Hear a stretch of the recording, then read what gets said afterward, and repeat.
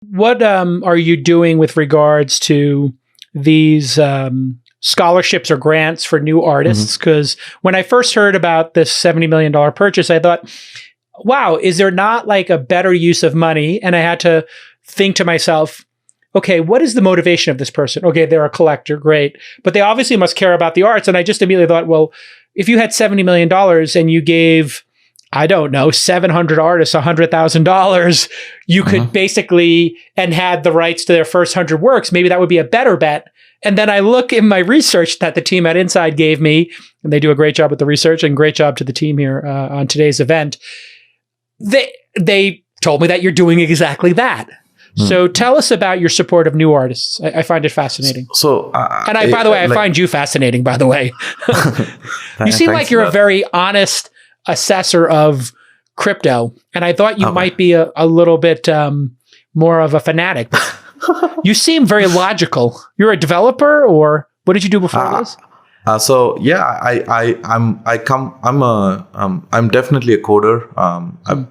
I've been coding since 2002, 2003. So I don't get to code a lot these days, but I am a coder.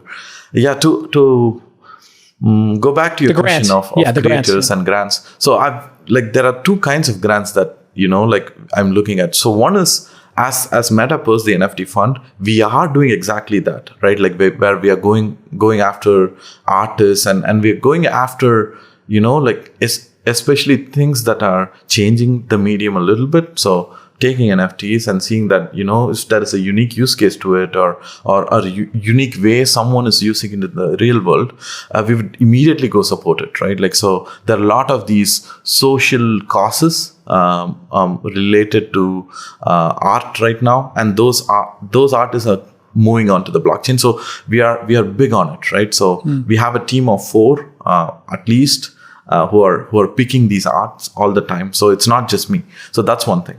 And the other part with the creator program itself, the grants itself, what we were thinking is we need a lot more people to educate the newcomers into the industry about, how do they understand NFTs and where do they start, right? Like it's really, when we are building, we are just head down and we just talk technical all the time, right? Like we skip a lot of things. For example, we will not even say crypto access. We will just say CV, right? And we just assume people understand. But the thing is, it's like when I use the word metaverse, it's a magical word, right? Like people are like, maybe the guy puts on the VR and that's how he gets started. They have this romantic idea about it, but it's not true.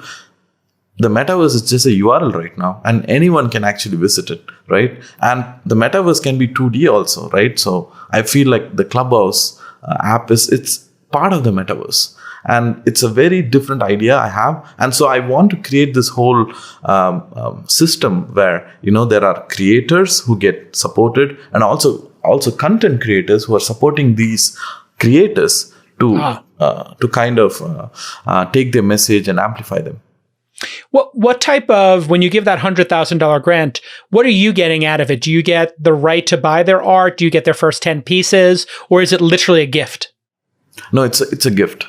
It's a gift. Why would you do a gift? Why would you not have some financial upside in this? Because if you got to own their first, 10 pieces and got half of it, and then you would, because you are the greatest collector now in this space, wouldn't that validate them? And then you could put them on the market again and get this sort of flywheel going? So you seem not cutthroat enough.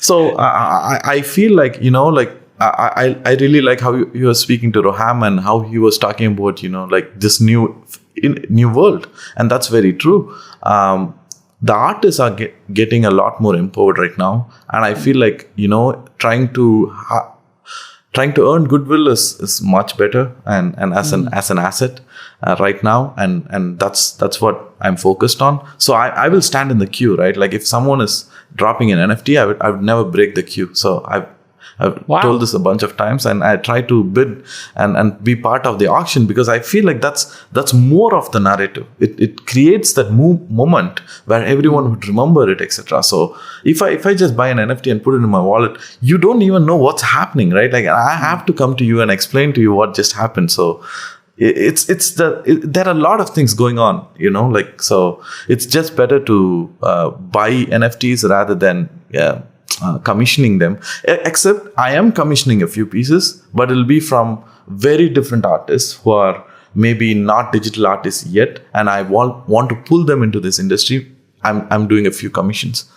Yeah, that to me is the most fascinating part about this, is the smart contracts and what the downstream economy might look like for these NFTs, because you saw an emergence of entrepreneurship come out of Airbnb. So some people were renting a room, but then other people said, wait a second, maybe if I had 20 apartments or 20 locations, I could make a real business out of this. Etsy, eBay, right on down the line. And it feels to me like with these new artists, if they could be commissioned for 100 pieces at $1,000 each, but they got to negotiate half of the sale or 2/3 of the sale. And then maybe they get, 50% of the sale, and then on resale, half that, 25%, next resale, half that, and then a flat fee of 5% after that. It's just so many great opportunities, aren't there? Yeah. And I like whatever you're saying here is something that can be explored, right? That's the freedom we have right now. And I think every deal is different. And there is so much of activity happening right now. So everyone talking to us has a different deal. We have no standard deals right now, right? So we're giving away, like, we are like for each person on a like deal by deal basis is how we are negotiating right now. And that's how it is, because we don't know what's going to win as a model too, right? So let's see, maybe in 6 months to a year, I think there'll be this emergence of a standard of how this relationship could be. Yeah, and that's the amazing thing about open standards, isn't it? That everybody gets to try what their view is. I have to say, like, coming into this event, I was excited, or I was intrigued about NFTs. And now after speaking to, or just sitting through this and speaking to you guys, and hearing all these great talks, I'm like actually really excited about the potential here. What are your thoughts on the grifters and the scammers in crypto and the impact they're having on sort of making the space look bad, while actually there's some great stuff emerging out of the ICO wreckage of the last 3 or 4 years? And did you participate in those crazy ICOs? I'm just curious how you look at it as a really early true believer.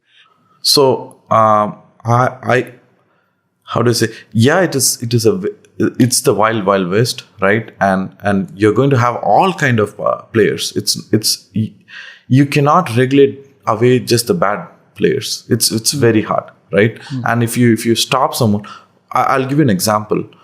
Once US started regulating the ICOs, what has happened is that ICOs moved out of the US, and then US, only the accredited and the funds in the US could participate in these ICOs, while the rest of the world could, right?